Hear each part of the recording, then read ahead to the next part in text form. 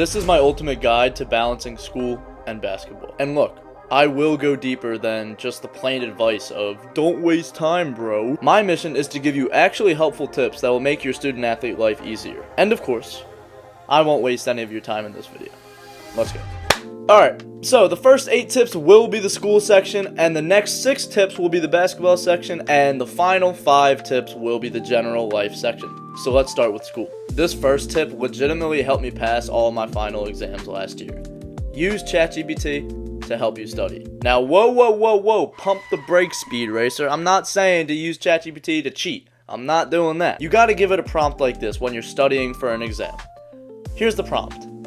Quiz me on this information, and then insert what you are studying. So let's say we're studying the fall of Constantinople and how LeBron's legacy affected it. No, I'm just kidding. Let's say we're talking about the fall of Constantinople, right? So then after you insert that information, click enter. Then what's going to happen is ChatGPT is going to give you like a 3 to 4 question mini quiz. So what you got to do is make another prompt saying this. Give me all the questions for one big test, but ask me one question at a time and tell me if I'm right or wrong. I did this over and over last year for all my tests and quizzes, and honestly, I don't think I would have passed chemistry class if I didn't do this. Like, every single day, I just went through all these questions over and over and over, like 50 plus questions, and I got to know which ones I was struggling with and which ones I got right. And pro tip, after you do the quiz, you can ask ChatGPT to tell you what questions you got wrong, and then tell it to re-quiz you on those.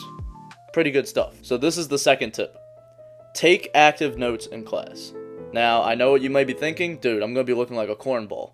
Yes, you probably will. However, you're going to be passing all your classes, and that's what really matters. So, when you're in class, I mean, sit down and actually listen to what your teacher is saying and take active notes. Don't just write everything down that they're saying or, only write like little one-word things that you can't decipher later. Write active notes. So what that means is, okay, let's say we're talking about the fall of Constantinople. Make a bullet point, say, leader of Constantinople when it fell, and then insert the name of the emperor at the time or something, right? And then that's going to be beautiful information to have for yourself. And then you can refer back to that later if you forget about it, and it's right there in your notes. Don't write paragraphs upon paragraphs. You don't have to color code it. Just make it easy for you. And everybody takes notes differently. Just actively listen and actively take notes. Number 3. I've talked about this in other videos, but I'm going to talk about it again. Eat during class when you're just listening to the teacher and you don't have to take notes, and do work during lunch. I can't tell you the amount of times in my junior year when I had so much work and I knew I wouldn't be able to get it done at home because we have practice from 4 to 8 o'clock, right? That includes weight room and practice. So I knew, okay, I'm going to be exhausted when I get home. I'm not going to be able to do that. So what do? Got it. I'm going to go to the library every single day during lunch. And that's how I got done my work. Also, I was struggling in algebra. I am not very good at math, so every day during lunch, I studied with the teachers there and I got tutoring. Number 4, I just mentioned this. Ask teachers to help you during lunch. Do not ask them to help you after school, if possible. The reason why I say that is because when teachers help you after school, that wastes so much time, right? When you're at school during lunch, that's still just your school time, right? If we were to break up your schedule into 2 pieces, you have the first couple hours of the day, 7 hours of the day is school, and then after that you're at home. Don't use this school time to interfere with your out of school time. That is the goal. You want to have these 2 sections completely different. Number 5, do work on the bus. Look, I get it, the school bus kind of sucks, but now being a senior, I don't have to deal with that. Haha, loser. Number 6 is be a responsible student. And I am not telling you to be a teacher's pet. That is not what I am doing. What I mean is, when you're in class, be respectful. Ask good questions and actually pay attention. I get it, some classes may be tough, some teachers you may not like, but be respectful to every single one of them because everybody deserves their respect. Get on the teacher's good side because you may be surprised how much stuff the teachers are willing to give to the students that respect them. For example, I've had times when I had to hand in stuff late because I didn't have time and, projects were overdue and, I got a bad grade on this, but they let me redo something, right? All of that stuff wouldn't have happened unless I was on the teacher's good side and I was just honest with them. If I couldn't get something done, maybe a couple days beforehand, I would just say to them, hey, look, I'm really trying to get this done. I'm sorry, I just don't think I'll have the time. Do you mind if I hand it in a couple days late? Oftentimes, the teachers that, respect you and you respect them, they'll actually give you that extra time. Teachers really are good people. You just got to get on their good side. Number 7 is become a great presenter.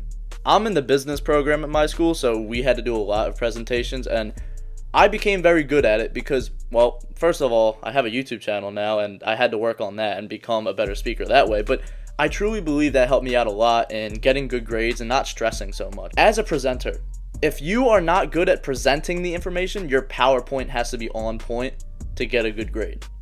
But if you're a great presenter, you can put less effort into the PowerPoint and more effort into just being confident and speaking well and knowing the material, and that way you'll still get a high grade. So I would recommend becoming a great public speaker. Number 8, this is the last tip in the school section. Don't leave any classwork as homework. You gotta finish it in school. If you got some classwork and you're like, oh no, I don't think I'll be able to finish it in this period, you gotta finish it throughout the rest of the day, right? Get that work done in other classes. And I know teachers may not like that, so just be careful with that. But if you have any time at all whatsoever to get that done in school, get it done. Do not let the school interfere with your after-school activities. That is the goal. Now we're in the basketball section. The first tip is to make a workout plan. There's a quote, plan your work and work your plan. I've talked about this in other videos, but we don't want you to go on the court and say, wait, should I do this drill or this drill? Maybe that one? No, we don't want that. We want you to get on the court, know what you're going to do, finish your work, and then get the heck out of there because you got other stuff to attend to. Number 2, practice at game speed because this will help you improve efficiently. If you're in your workouts just doing random lazy shots, okay, let me get some shots up, you are not going to be able to translate that into games. I believe that is the number one reason why players cannot translate their practice into games is because they're not practicing at game speed. And of course there's a mental side to it, but excluding that. Number 3 is watch film and watch educational basketball content instead of just random YouTube videos. If there's stuff that you enjoy, like you have a favorite TV show or something, don't cut that out completely, like still enjoy that. But when you're just scrolling or something and you don't know what you're looking for, go towards basketball educational stuff, alright? That'll help you more in the long run. Number 4, practice before school if you don't have time later in the day. You gotta find time within your schedule to practice because we do have busy lives as student athletes. I get it. So what I used to do was say, okay, if I don't have time later in the day after school, I guess I'll have to practice at 5 o'clock in the morning. And then that's what I did. If I had time later in the day, shoot, I'm not waking up at 5 for no reason. So I would go to school and then come home and practice for a couple hours or do whatever I needed to do and then work out, right? If you have time, use it wisely.